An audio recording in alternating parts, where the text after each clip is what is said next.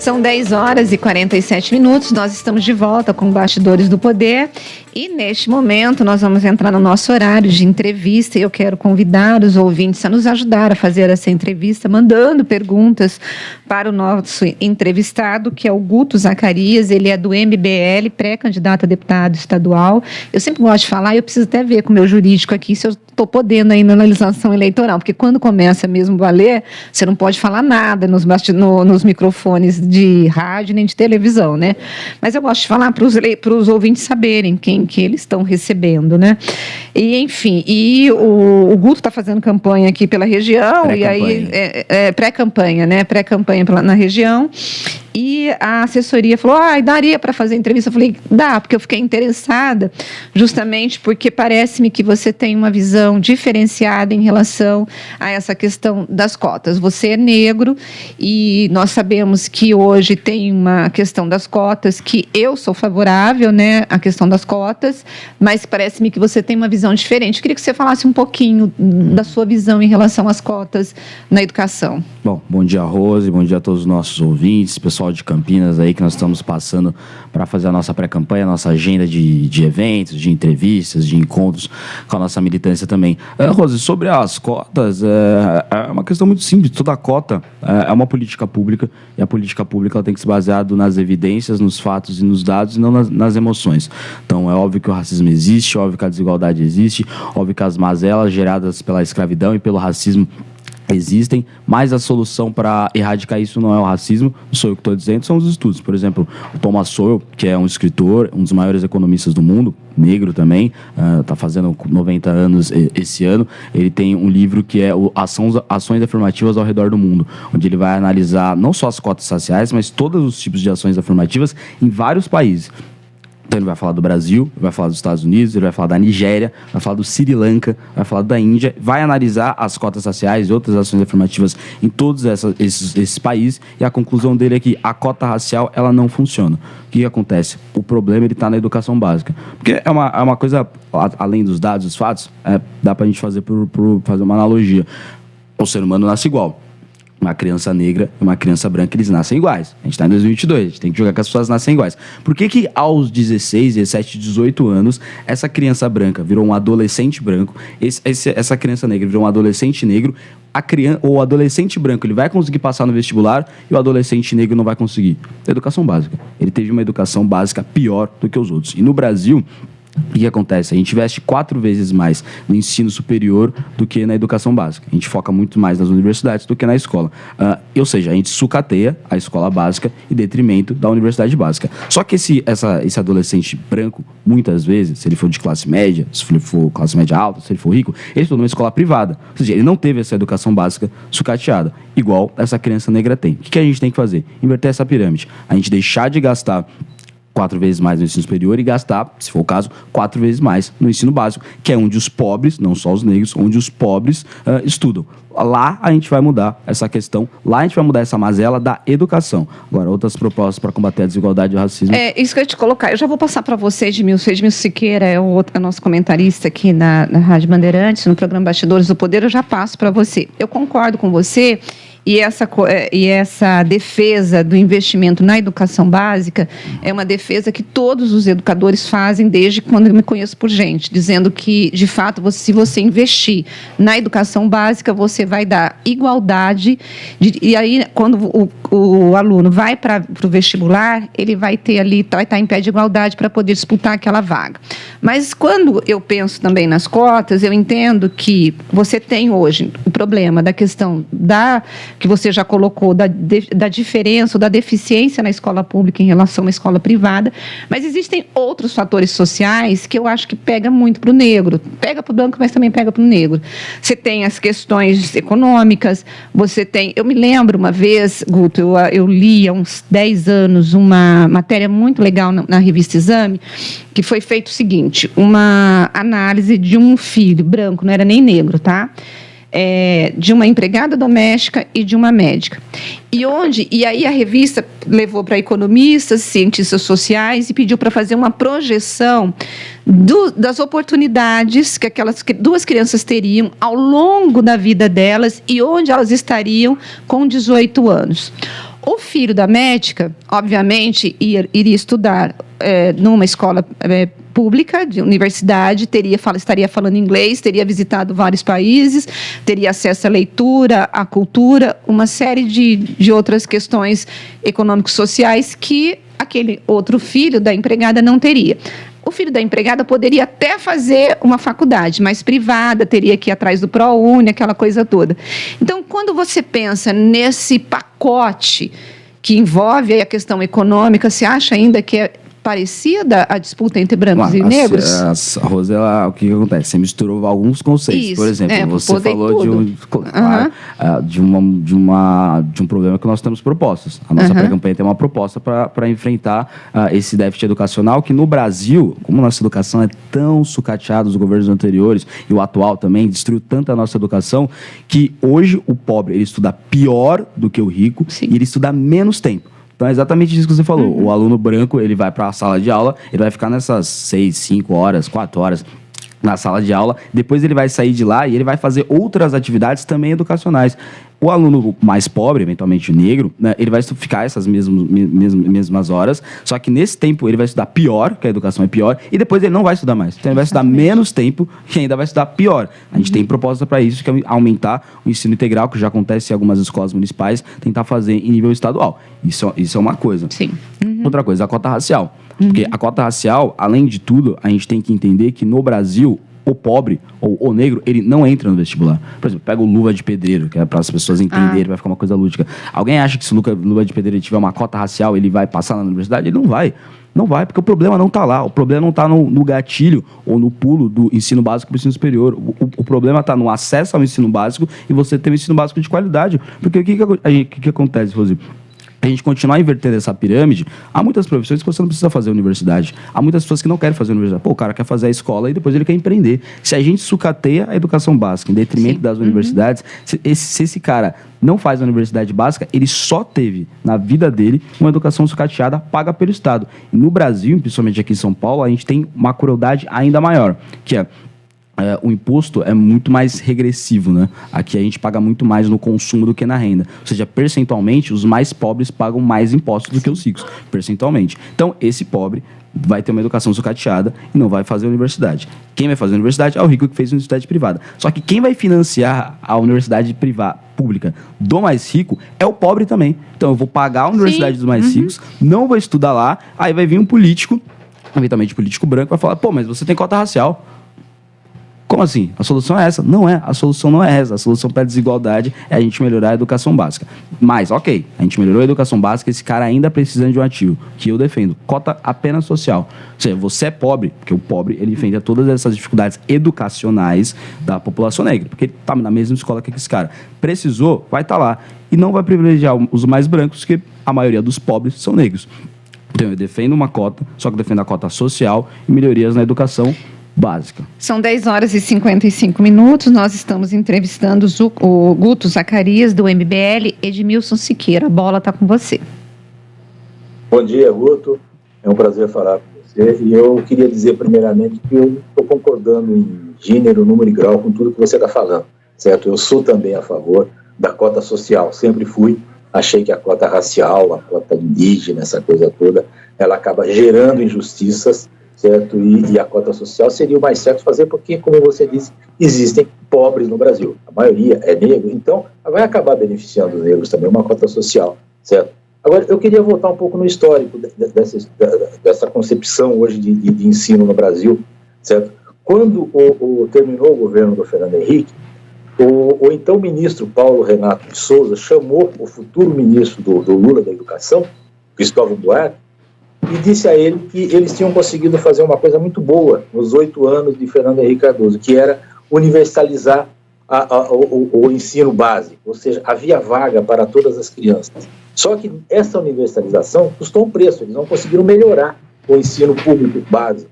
E caberia agora, para dar continuidade a um plano real, um plano efetivo, um plano bom de educação no Brasil, caberia agora ao próximo governo, que seria o governo Lula, de melhorar esse ensino básico a ponto de levar esses alunos todos com qualidade para a universidade ou para o segundo grau, seja o que for, certo? o Cristóvão Buarque concordou plenamente com essa visão, porque ele era um educador também, ele era uma pessoa inteligente, né? Mas, quando ele começou a querer dar continuidade a esse plano, ele foi barrado pelo próprio Lula, tanto que disse que não, nós vamos fazer universidade nesse país. E começou a fazer universidade, tanto que o Cristóvão Buarque não concordou com isso, acabou sendo demitido por telefone, ele estava em Nova York, quando foi exonerado do Ministério da Educação, saiu e uma grande quantidade de universidades começou a ser construídas no Brasil, para o Lula dizer que ele foi o cara que mais fez universidades no Brasil. E o ensino básico continuou sendo relegado ao segundo plano. Você não acha que isso foi há 20 anos, certo? Mais de 20 anos. Você não acha que se tivesse tido uma continuidade, depois de se universalizar o ensino básico, tivesse tido uma continuidade de melhorar o ensino básico, hoje o Brasil estaria numa situação muito melhor com relação ao ensino, de uma maneira geral? Belíssima pergunta, Edmilson, belíssima pergunta. Vamos lá. Eu acho que não melhoraria ainda. Acho que não melhoraria. Porque o que acontece? O governo Lula, ele começa com o Cristóvão Buarque. O Cristóvão Buarque, que é uma pessoa que eu admiro, um especialista em educação, uma pessoa que eu sempre tento beber nas águas para falar dessa pauta. Cara, manja demais de educação. Ele saiu do ministério, assume o Fernando Haddad, e o governo do PT...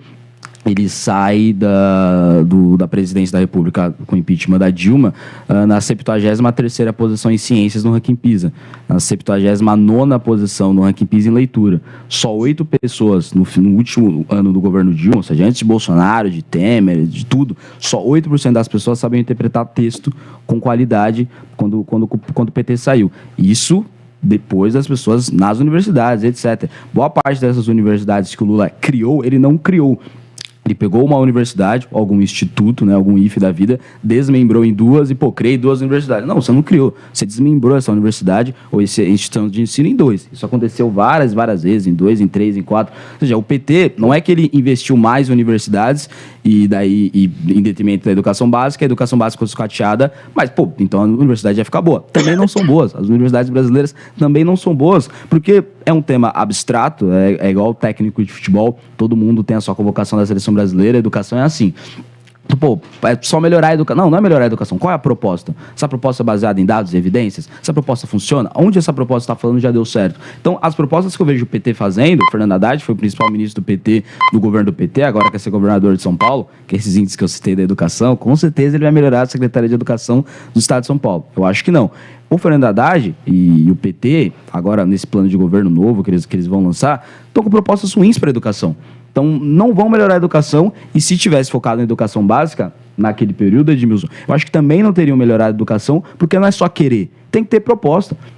Tem que ter proposta, e essa proposta tem que ser calcada nos dados, nos fatos, nas evidências, e não num discurso absolutamente populista como foi o do PT. Quando você coloca que as universidades não são boas, você está se baseando em quê?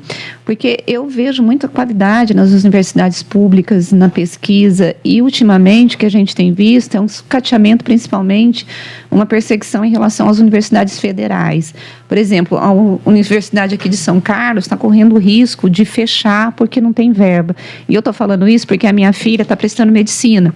E ela só vai conseguir fazer medicina se ela passar numa pública, porque não tem o dinheiro para poder pagar medicina uma privada. É muito caro, 14 mil por mês, eu não tenho dinheiro. E aí ela ficou desesperada quando ela viu a notícia dizendo: mãe, a faculdade que eu quero prestar, que eu estou estudando para prestar, pode fechar porque não tem recursos para poder continuar. O governo Bolsonaro, você acha que ele investiu em universidade ou ele sucateou? Porque a gente sabe que ele sucateou. E quando você fala que as universidades são ruins, quando você joga nesse pacote, você está falando de todas? Porque eu vejo uma USP, eu vejo uma Unicamp, aqui é a Unicamp, a gente tem excelentes professores, excelentes cursos, faculdades que são reconhecidas internacionalmente. Então, quando eu vejo você falando assim, eu acho meio radical. Tá, tudo bem. Rosa, eu só falei do PT porque o Edmilson me provocou. Pode falar do PT, não tem problema. Eu acho que o governo Bolsonaro é um governo que está cometendo crimes na educação. Ele já protocolou 2 pedidos de impeachment contra o Bolsonaro, o Milton Ribeiro foi preso agora. Agora saiu da cadeia, mas deve voltar para a cadeia em breve. 5 ministros de educação. Eu duvido que alguém da audiência saiba o nome do atual ministro da educação. Nem o Milton Ribeiro, tem que ser o depois dele. Não sabem por quê. Trocou 5 vezes. Teve Decotelli, Abraham Weintraub, começou o Ricardo Vélez Rodrigues, que ele fez uma portaria e que ele simplesmente autorizou pequenos erros no nível didático. Não pode ter nenhum erro no nível didático. Não, se tiver uma porcentagem de erros, depois ele tentou passar o slogan do Bolsonaro nas escolas. O PT destruiu a educação, é um fato. O governo Bolsonaro não está ajudando. Não está ajudando, está provado que não é, e daqui a pouco vai até piorar o que já estava ruim. Sobre as universidades, a gente tem que lembrar que o Brasil investe em educação mais que o PIB inteiro da Argentina. Sim. Então, se você pegar o que a Argentina coloca em saúde, educação, segurança, infraestrutura, tudo, não dá o que o Brasil coloca só em educação. Então, a nossa universidade, a USP é boa, a Unicamp é boa, mas tinha que ser de uma qualidade gigantesca. E quando você vai ver qualquer índice de, sei lá, 30 melhores universidades do mundo, não vai ter universidade brasileira. 50, vai ter 1, 2, às vezes nenhuma, 100, vai ter poucas. Então, a universidade brasileira tem esse investimento, tem um país que coloca todos os investimentos, é só que o Brasil coloca educação. Quando você vai ver os índices de educação, você não vê as universidades brasileiras. Por quê? Falta política pública de qualidade, baseada em evidências e não na emoção. Qual é a tua opinião sobre o ProUni e o FIES? Eu acho que são bons programas, que tem muitas qualidades, só que ele, como posso explicar, ele é um programa absolutamente populista. Ele é um programa que você coloca a pessoa na universidade, aí vai vir um político, vai vir um Lula, vai vir a Dilma e fala, coloquei tantas pessoas nas universidades. Qual universidade essa pessoa entrou? Essa pessoa se formou? Essa pessoa seguiu uma profissão? Qual é o plano de carreira dessa pessoa que entrou nessa universidade? O que acontece, por exemplo, a gente tem um dos países que mais formam advogados e mais formam engenheiros do mundo. Tipo, será que tem tanto advogado bom? Qual seria a sua solução? Porque eu entendo que o ProUni foi extremamente importante para o pobre que não conseguia fazer uma universidade. Sim. Aí a gente pode discutir a qualidade com a universidade que ele está se formando. É uma questão posta. Com certeza. Aí o governo poderia, de repente, exigir que a faculdade que estivesse oferecendo o ProUni pudesse oferecer aquele conteúdo cognitivo de acordo com as estruturas, as exigências do MEC. Ok, podemos discutir isso. Mas eu entendo que quando você tem um programa que você permite que o pobre acesse a universidade, para mim é excelente. Eu não consigo ver problemas nesse programa. O problema é o formato. Você quer mais pobres na universidade? Tipo, eu não estou respondendo, não quero pobres na universidade. Eu quero.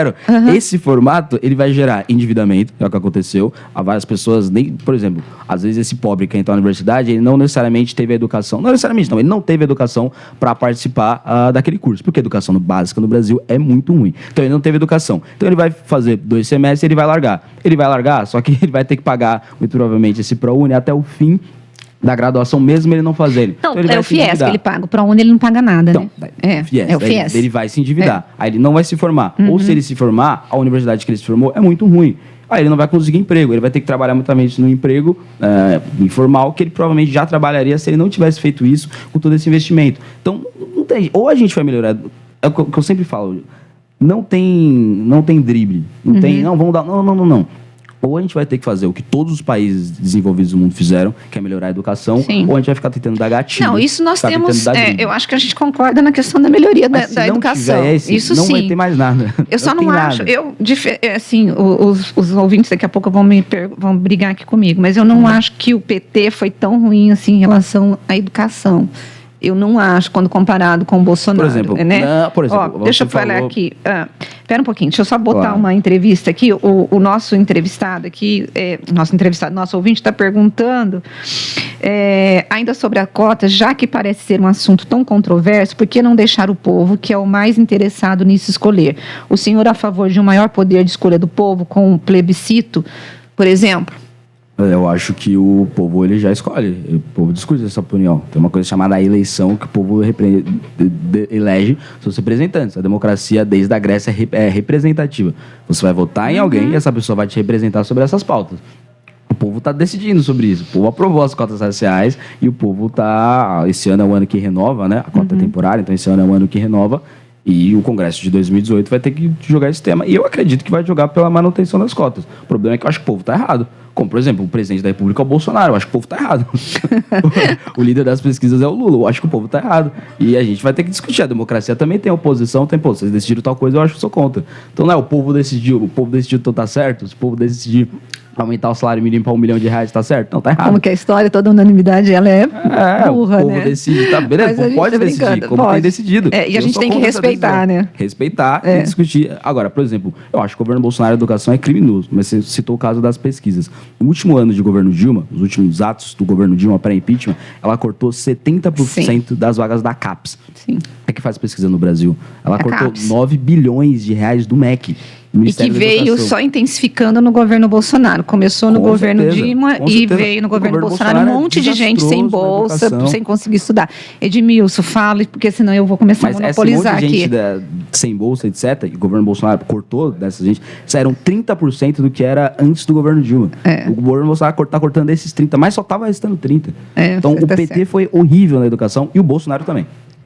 Edmilson. Os cortes todos na educação, eles continuam existindo, existiram no governo Lula, no governo Dilma, existem agora no governo Bolsonaro, ou seja, a educação é a ovelha negra da família, né? Parece que quando tem que ter um corte, a educação e depois a saúde, né? São os dois ministérios que mais necessitam estar perto da população, tem corte desse tipo, certo? Eu só discordo de uma coisa do Guto aí, quando ele disse que elegeu o deputado, o cara está eleito, então o povo está concordando com tudo que ele pensava e tem que aguentar tal. Não. A melhor democracia do mundo, ou a maior democracia do mundo, que é os Estados Unidos, ela tem mecanismos, né, de que se o deputado, o candidato foi eleito e não está cumprindo como falou, tem mecanismo no meio do mandato dele de tirar ele de lá depois de 2 anos, etc. Tal. Mas é um sonho que isso aconteça no Brasil, certo? Mas seria uma boa instalar esse tipo de coisa. De resto, eu concordo plenamente com o Guto que na questão da educação básica, se não houver melhoria na educação, de um modo geral, e principalmente na educação básica, nós vamos ficar patinando aí no desenvolvimento por todos os séculos. Maravilhoso. O Edmilson tem razão. O que eu falei sobre a democracia representativa é que o povo elege seu representante. Não é elegeu e acabou. Tem as eleições depois de 4 anos e tem mecanismo que eu defendo, que o Edmilson citou, como os mecanismos de recall, que tem no Reino Unido, tem em alguns lugares no voto digital, que você continua votando nesse cara para ele continuar no cargo. Ou seja, ele tem que continuar te representando. Eu já vou terminar a entrevista, porque a gente tem que ir para o intervalo. Você já sofreu racismo no Brasil? Como que foi a tua história? Bem rapidinho, só para a gente poder... É só a história de relação mesmo com essa questão branca, do racismo, de ser negro no Brasil. Sim, a minha família, ela é uma das famílias fundadoras do movimento negro no Brasil. Meu bisavô, José Correa Leite, ou seja, ele é um dos fundadores dos maiores movimentos negros do Brasil, do jornalismo negro, da imprensa negra paulista, criou vários movimentos. Então, tipo, a gente tá discutindo, minha família discute a pauta racial há 120 anos, mais de 100 anos, a gente está nessa disputa aí.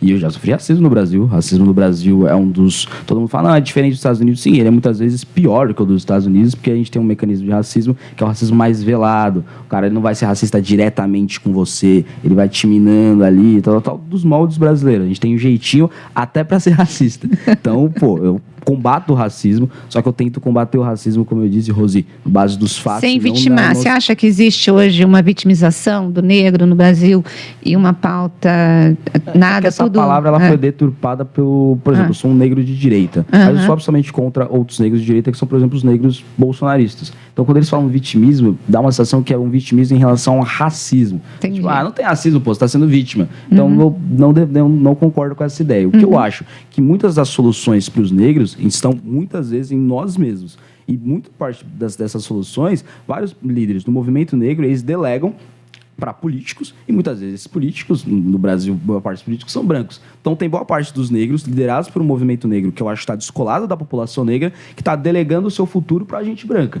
Então você fica, cara, que movimento negro são vocês? Ou a gente vai fazer ou não vamos fazer? A gente vai ter educação financeira, a gente vai empreender no país que tem mais empreendedores negros no mundo, a gente tem mais empreendedores no Brasil que são negros do que brancos. 51% dos empreendedores do Brasil são negros. Ou seja, a gente está tentando fazer, aí vem um movimento negro e fala, não, para de tentar fazer. Deixa aquele político branco fazer por você. Ele te deu uma cota aí, agradece aí, pô. Eu acho que não, acho que a gente já tá tentando fazer e não tem que ter político branco tentando fazer porcaria nenhuma. Eu acho que essa deveria ser até a ideia do movimento negro, mas pelo jeito eles acham que um político branco... nada contra políticos brancos, tá? Uma questão não é essa. A questão é, se o movimento negro se diz, me chama de capitão no mato, diz que eu não... Pô, vocês estão delegando o futuro para vocês do branco, eu quero que cada um toque o seu futuro e o Estado tem que ajudar eles com base em políticas públicas baseadas em evidências. Mas hoje em dia Não é isso que a gente vê, Rose. Tá certo. Gente, eu quero agradecer ao Guto Zacarias, que passou aqui hoje no nosso programa Bastidores do Poder. Muito obrigada. E que você tenha sucesso aí na sua pré-campanha, porque senão daqui a pouco alguém entra na justiça e você tá ferrado. Obrigada, obrigado, viu? Rose, valeu pelo papo, valeu Edmilson, valeu a toda a nossa audiência aí. Vamos que vamos. E 18h30 tem evento aqui em Campinas. Se você gostou da entrevista, me procure lá nas redes sociais que tem o endereço. Abraço. Gente, nós vamos para o intervalo e daqui a pouco a gente volta com mais uma entrevista desta